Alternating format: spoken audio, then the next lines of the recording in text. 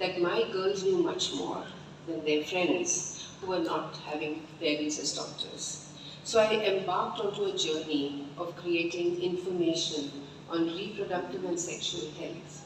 This was information which was not available anywhere. We were in the year 2000. There was not internet at that time. There was no social media. There was nothing. So in short, we did a 10-year program where we went to schools, we gradually graduated in those 10 years. We started with 10 years, starting about myths of puberty, myths of menstruation, menstrual hygiene, which nobody talked about. We had to go to schools, went to 5th to 7th standard. I had Johnson & Johnson to support me where we never talked about J&J. It was called the Growing Up Program, and this was their CSR project, which they committed to me for 10 years.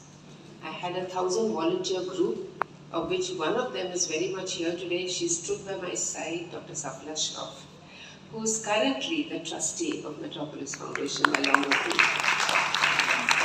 She is a gynecologist and who has been my student and become a dear, dear friend, almost family.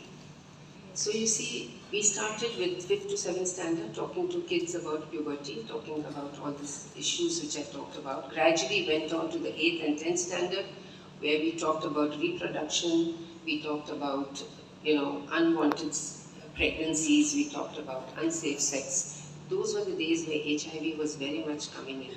We talked about preventing HIV, we talked about contraception, we went to colleges, we covered more than 8 million kids physically through a 1,000 volunteer team of gynecologists all over the country.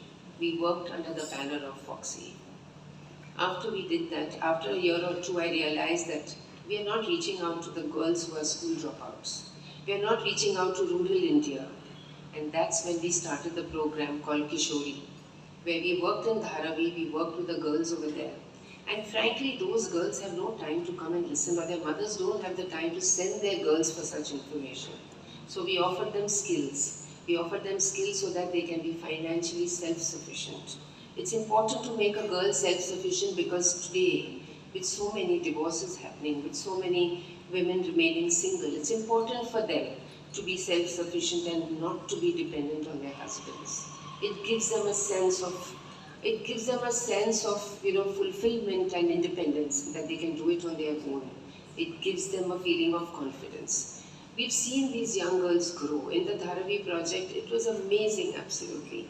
We saw them grow, we asked them what skills they want to learn. Those days they wanted to learn about beauty, makeup, hairdressing, tailoring, etc.